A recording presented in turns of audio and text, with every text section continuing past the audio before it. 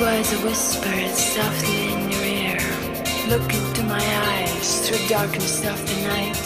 Passion grows inside of us, sharing in the